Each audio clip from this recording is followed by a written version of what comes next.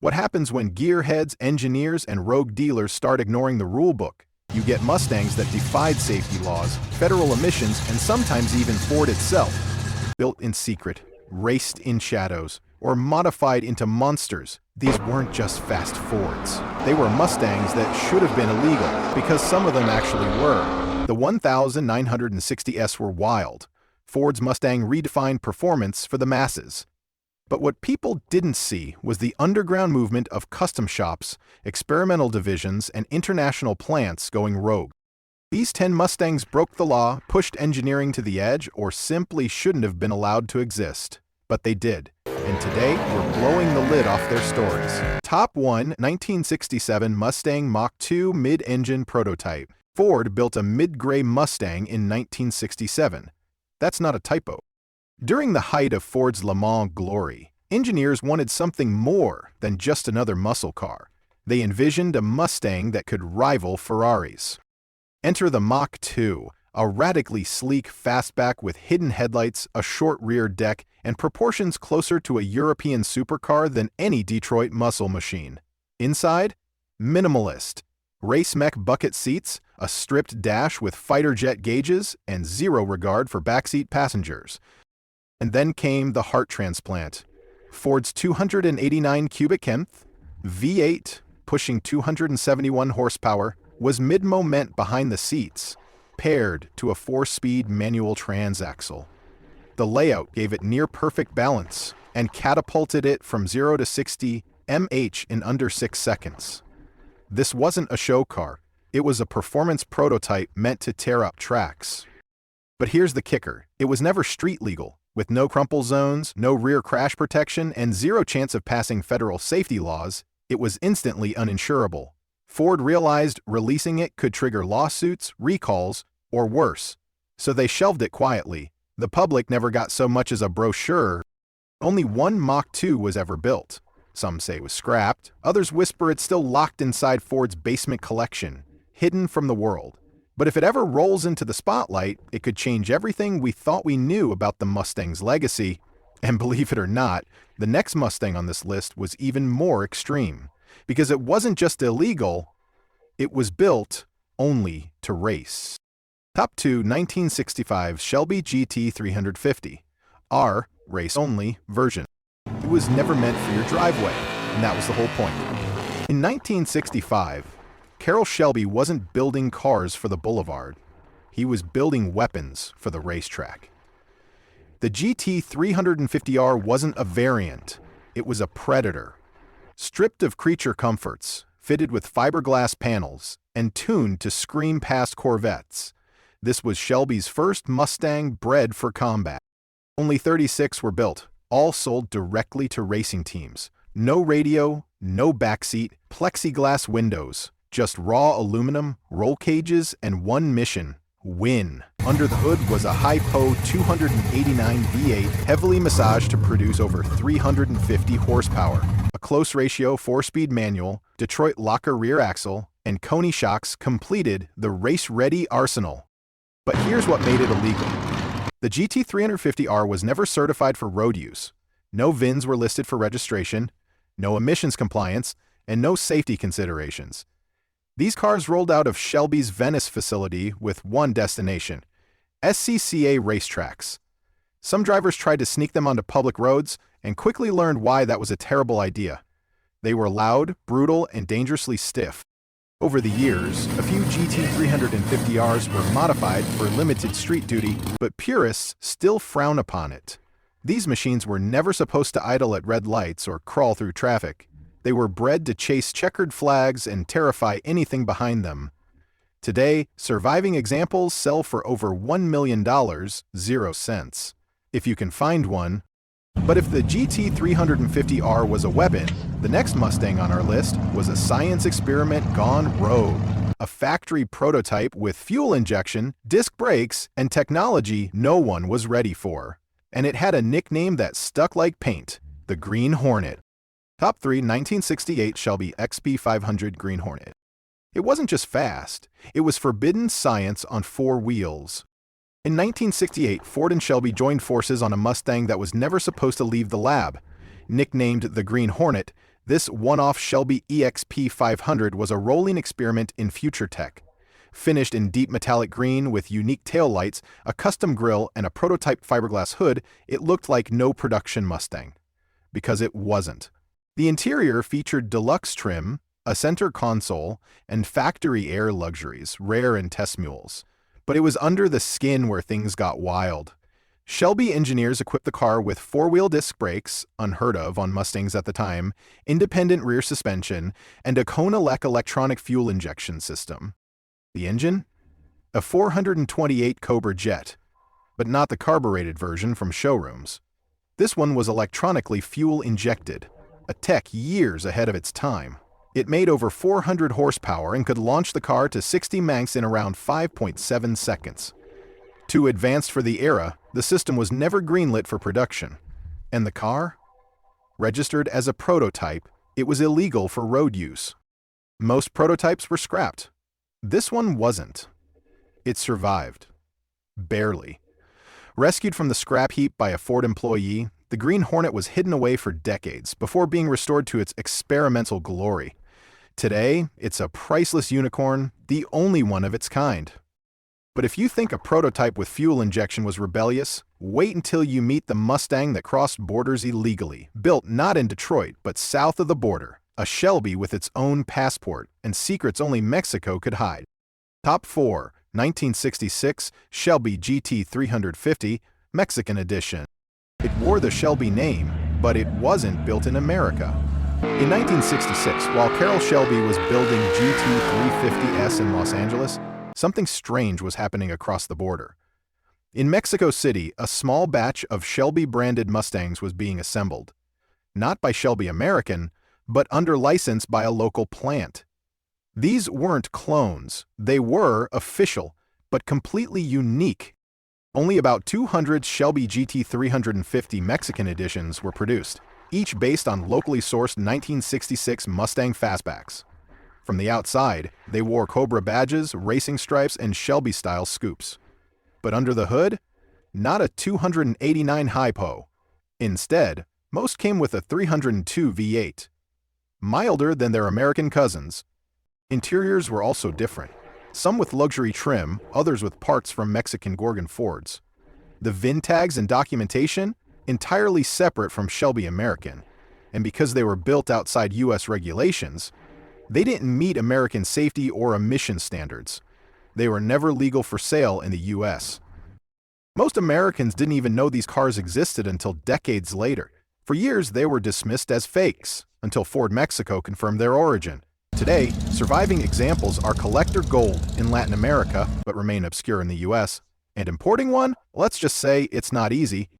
But if you think a Shelby built in secret was strange, wait until you see the Mustang that got a 427 Big Tree motor from the factory. No badges, no fanfare, just violence in sheet metal form. Top 5 1967 Mustang 427 WS, co-drag car, factory prototype. No stripes, no hype, just a 427 cubic inch death wish from Ford's darkest corner. In the heart of 1967, Ford was at war, on the track and in the streets. With GM fielding monster Big Bolt and Chrysler dropping Hemis like bombs, Ford needed something that didn't play fair. The result? A handful of W-code factory Mustangs, stuffed with the NASCAR-bred 427 tunnel port V8. An engine never meant for public roads. These drag swan Mustangs looked like your average fastbacks. No Shelby stripes, no Boss badging. Just subdued factory paint, dog dish hubcaps, and a quiet menace. Inside, vinyl buckets, a 4-spoke Hurst shifter, and attached redlined at 8,000 RPM. Beneath the surface, subframe connectors, reinforced motor mounts, heavy-duty cooling, and suspension straight from Ford's racing catalog. The 427 tunnel port wasn't just a big motor, it was an Outlaw. With solid lifters, massive intake runners, and over 500 horsepower in race trim, it was barely streetable. Ford officially rated it at 425 horsepower to avoid attention, but drag tests told a different story. 0 to 60, under 5 seconds. Quarter mile, deep into the 12S on slicks. It wasn't just quick, It was dangerous. These cars were never advertised. Most were hush-hush orders funneled through Ford's fleet department to insiders and racers. They weren't EPA certified, had no emissions controls, and violated federal crash regs. Dealers weren't supposed to have them. But a few did, and the myth was born. Most were raced, wrecked, or quietly dismantled, but every once in a while, one resurfaces. Rusty, tired, and worth a fortune. Still, if you think a drag street Mustang from Ford was bold, just wait until you see the prototype that wore a Cougar badge and became the blueprint for the Boss 429. Top 6, 1966, Hurst Harry Mary Mustang twin-engine exhibition car. What happens when one Mustang isn't enough? You build one with 2 engines and 4 rear tires, and no logic whatsoever. In 1966, Hurst Performance was riding high on the success of their outrageous exhibition cars. But they weren't done shocking the drag strip. Enter Harry Mary, a Mustang hardtop turned mechanical circus act. Under the hood, not one but 2 427 CI Ford V8 S mounted front and rear. One powered the front wheels, one the rear, linked together by custom drive shafts and throttle cables. Each end of the car had its own transmission and differential. It sat on 4 rear drag slicks, looked like a Mad Max experiment, and sounded like a war zone.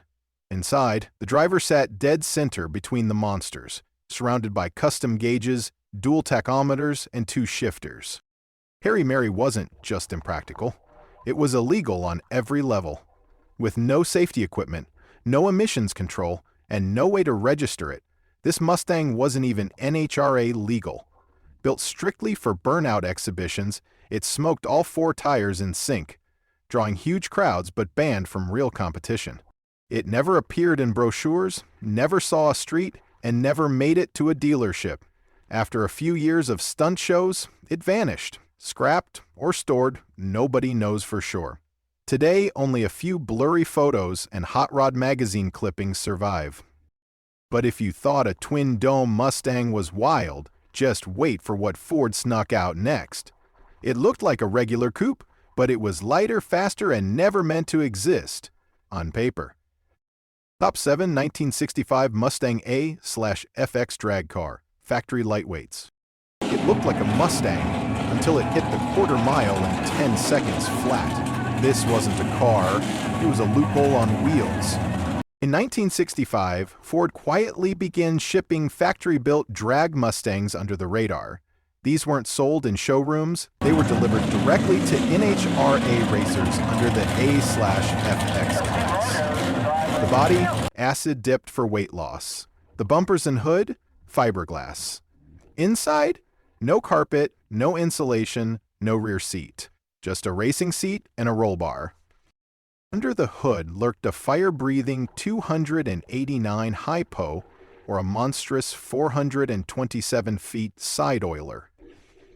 Power figures exceeded 500 horsepower. Some clocked quarter miles in the 10S, using nothing more than slicks and gears. But here's the twist. These Mustangs weren't street legal. Many were delivered as parts kits or with bins deliberately omitted. Some were registered with swapped paperwork, but most were used exclusively for racing. They violated emissions rules, safety standards, and everything federal regulators stood for. Ford denied involvement for years. The NHRA eventually banned them, and many were crushed or hidden. A few survived in private collections, barely documented. Today, they're ghost cars, impossible to verify and worth millions if proven real. And yet, none of that compares to what came next. A Mustang so strange, it didn't even wear a Mustang badge. It had the heart of a Boss, 429, hidden in the body of a Cougar. Top 8 1968 Ford Mustang Fastback Restomod, Outlaw Edition. It looks like a classic Mustang, sounds like a thunderstorm, but under the skin? This Outlaw breaks every rule Detroit ever wrote. This isn't a restored 1968 Fastback, it's a rebellion in chrome and rubber. Restomods are nothing new, but this one pushed the concept to the edge. Starting with an original 68 Fastback shell, builders stripped it down, reinforced the chassis, and dropped in a modern Coyote 5L V8 paired with a Tremec 6-speed. It wears widened fenders, a deep-chin spoiler, LED halo headlights, and forged wheels wrapped in sticky modern rubber. The interior: Alcantara, digital gauges, racing buckets, and an aircraft-style ignition system. It's the Mustang Ford never dared to build, a vintage body wrapped around modern tech, built purely for domination. But here's the problem: it's too radical for regulations. It has no emissions equipment, no airbags, and its VIN tags are tied to a chassis that's been structurally modified. In many states, it can't pass inspection. In others, it skirts legality through loopholes.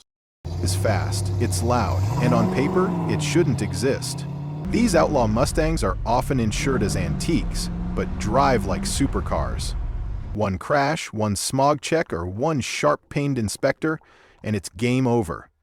Yet builders keep making them, because no factory Mustang ever felt this raw. But if you thought a Restomod was wild, just wait until you meet the Mustang Ford built themselves. A prototype so confusing, even Shelby didn't know what to call it. The mysterious Boss 3.2 quarter horse. Top 9 1969 Mustang Boss 302 quarter horse, Shelby/Boss hybrid. It had a Boss engine, a Shelby nose, a Mach 1 interior, and nobody, not even Ford, knew what it was supposed to be. Meet the quarter horse, the Mustang that broke its own identity. In 1969, Ford's Special Vehicle Operations Division wanted to experiment with blending performance packages, so they created a one-off test mule, something between a Shelby GT500, a Boss 302, and a Mach 1. The base was a candy apple red Fastback with a blacked-out hood, front splitter, and side scoops.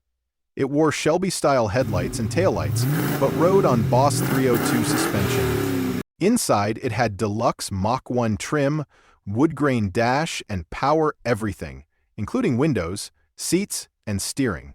Under the hood, a prototype Boss 302 engine with experimental components.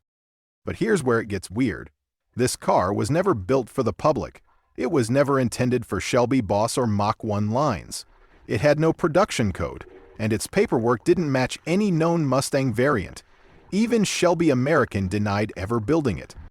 Turns out, the quarter horse was a Ford executive prototype, used to test combinations of styling and mechanical packages. But it accidentally escaped the factory and landed in private hands. The car was nearly scrapped when Shelby production ended, but someone saved it. Years later, historians pieced together its Frankenstein DNA, and collectors now treat it like forbidden treasure. A Shelby Boss hybrid that shouldn't exist, but somehow does. And yet, even the quarter horse wasn't the end of Mustang madness. Because buried even deeper in Ford's archives was one more prototype, fitted with a tunnel port head and built once. The 302 that vanished before anyone could drive it. Top 10 1967 Shelby GT500 convertible prototype. A Shelby convertible from 1967? It wasn't supposed to exist, but it did just once. In 1967, Shelby American was at its peak, cranking out fastbacks like the GT300 and GT500 to dominate the streets and tracks. But behind the scenes, a single convertible was quietly being built. Not for customers, not for showrooms, and not for racing. It was for Carroll Shelby himself. This was no ordinary drop top. It was a fully optioned, hand-built prototype wearing GT500 badges and loaded with unique features never seen again. It had everything: a 428 Police Interceptor engine producing 355 horsepower, a 4-speed manual, power steering, deluxe interior trim, inboard headlights, roll bar, and even a special serialized Shelby dashboard. Finished in lime gold with a black top, it looked like something out of a dream or a rulebook violation. The problem? Ford had never approved a GT500 convertible for 1967. Production didn't officially begin for convertibles until 1968. That made this a one-off. Without proper homologation, certification, or production paperwork, it didn't exist in the official records, and it couldn't be legally sold or registered through normal channels. For decades, the car disappeared. It was rediscovered in the 1,980 cents, in poor shape, but with its Shelby tags intact. After an exhaustive restoration, it emerged as one of the rarest Mustangs ever built, valued in the millions. Its mere existence challenges what we thought was possible for 1967 Shelby production. And that's the end of our wild ride through illegal Mustang history. From border-crossing prototypes to mid-same monsters and vitalice drag demons, these were the cars that shouldn't have existed, but somehow did. What if Ford had released them? History and horsepower might have looked very different. These Mustangs weren't just fast. They were forbidden, hidden in back rooms, tested on tracks, and built to break every rule in the book. Some were prototypes, others were pure madness.